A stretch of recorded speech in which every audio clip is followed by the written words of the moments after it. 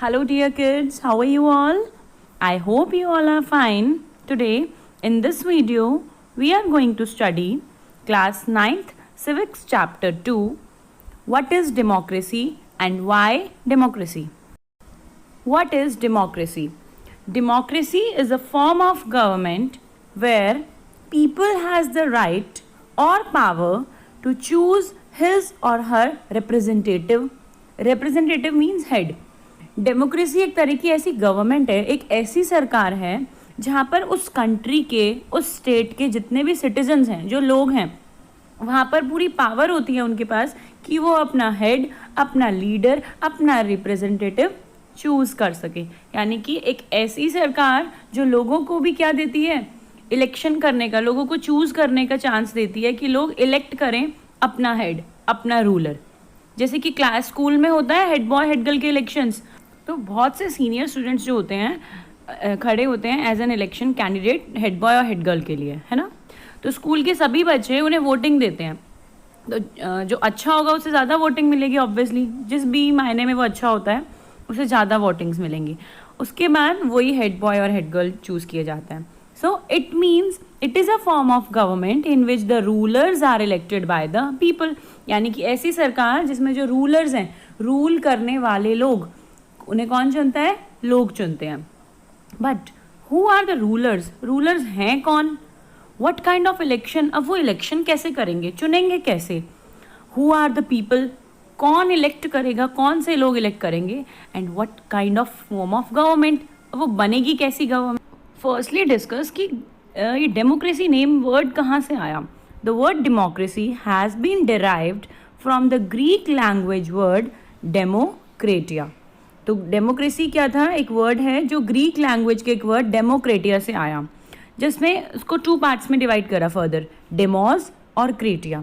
Demos means होता है लोग, पीपल, और क्रेटिया मीन्स होता है रूल। तो डेमोक्रेटिया क्या हो गया? पीपल का रूल, लोगों का rule.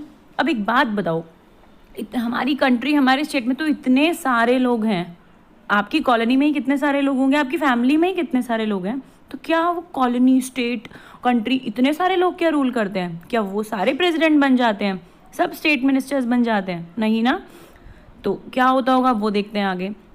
According to Abraham Lincoln, greatest resident of USA, जो यूएस के प्रेसिडेंट थे, उन्होंने बताया कि democracy is a government. Democracy एक ऐसी गवर्नमेंट है जो ऑफ द पीपल है, लोगों की है, बाय द पीपल, लोगों ने ही बनाई है, एंड फॉर द पीपल, और लोगों के लिए ही बनी है। यानी कि एक ऐसी सरकार जो ऑफ द पीपल, लोगों से बनी है, लोगों ने बनाई है और लोगों के लिए ही बना दी है। अब इसे आगे डिस्कस करते हैं।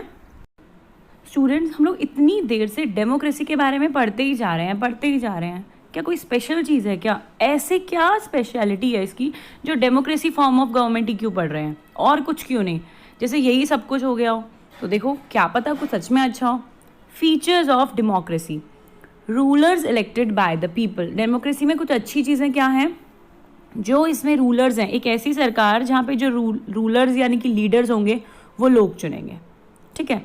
Second, major decisions by elected leaders, और जो बड़े बड़े डिसीजंस होंगे अब वो कौन लेगा? वही जिन्हें हमने लीडर चुना है, जिनको हमने लीडर बना दिया वही लेंगे।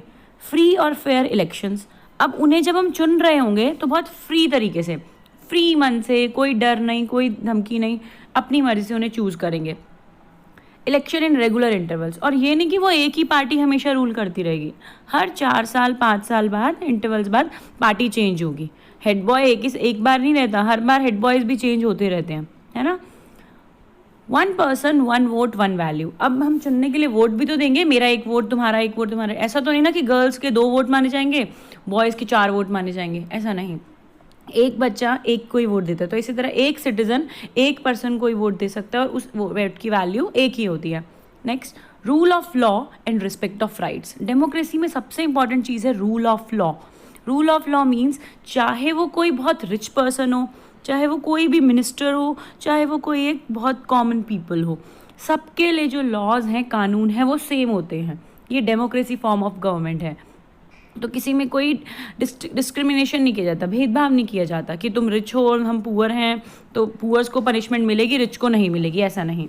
एंड रिस्पेक्ट ऑफ राइट्स मतलब हर इंसान के अधिकारों की रिस्पेक्ट की जाती है, सबको फ्रीडम मिलता है बोलने का, कहीं भी ट्रैवल करने का, हर जगह घूमने का, ठीक है.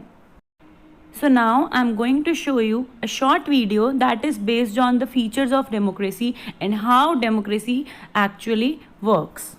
So students, these matchsticks are acting as a people of a state, and this one is our election commission who holds and manages all the activities related to the election and voting processes. So we know the definition of democracy. Democracy is a form of government which is of the people, by the people and for the people. जो people से ही बनी है, of the people, by the people, लोगों ने ही बनाई है, and for the people, लोगों के लिए ही बनी है. तो मैं आपको इसी को एग्जाम्पल में शो करती हूँ. देखो, ये एक स्टेट के लोग हैं.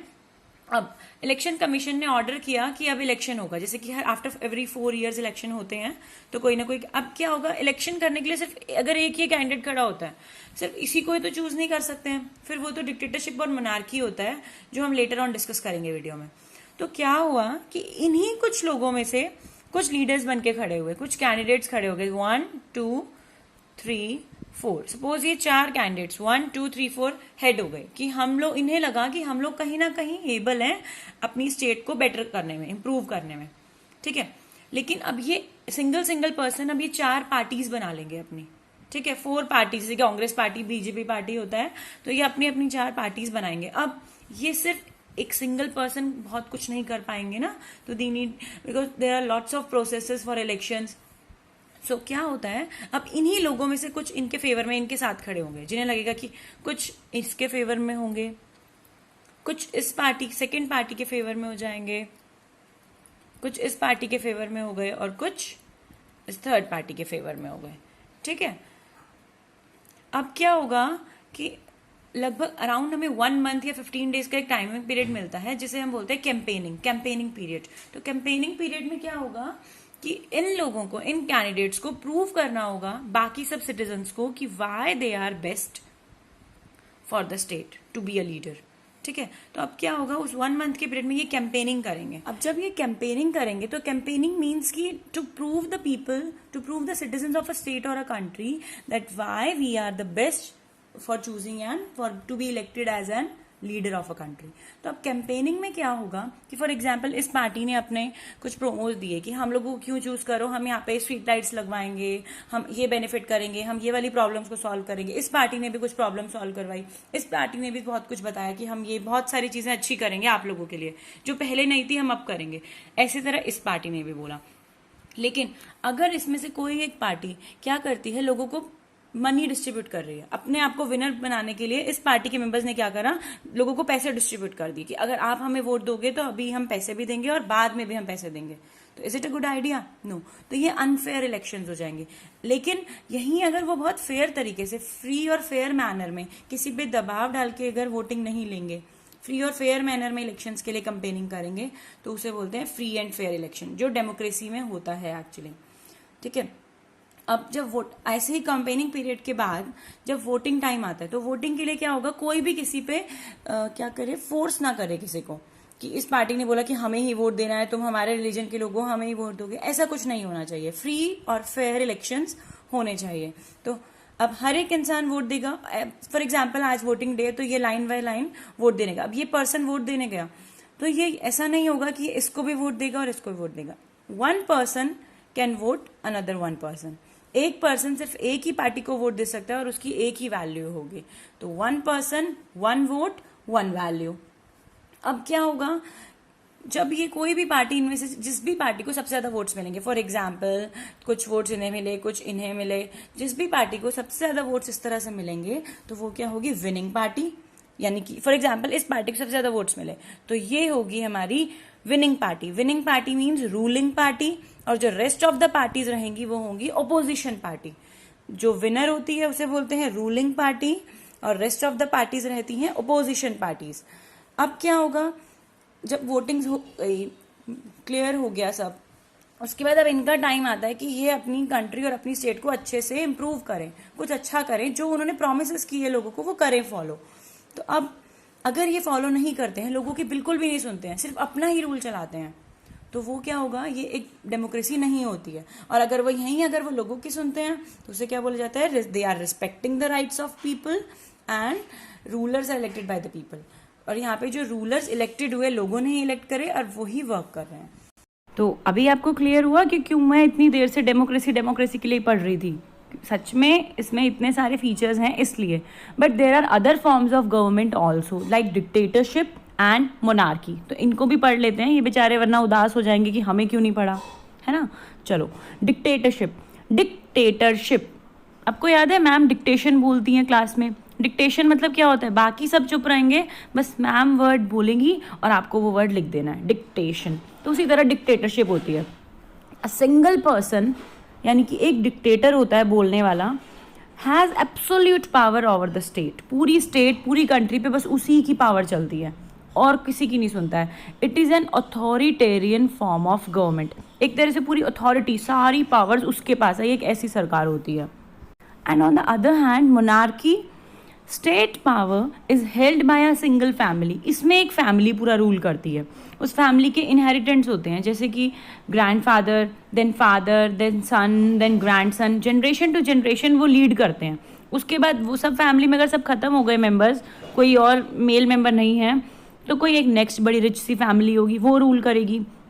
तो a person from a royal family holds position of power until they die. उनके मरने से पहले तक भी बस एक वो पर्सन होता है जो रूल करता रहता है रिच फैमिली का। उसकी डेथ के बाद उसका सन, फिर ग्रैंडसन, इस तरह से चलता है। तो अकॉर्डिंग टू मी सबसे बेस्ट फॉर्म ऑफ गवर्नमेंट क्या है, डेमोक्रेसी। अभी आगे भी देखेंगे वो क्यों बेस्ट है।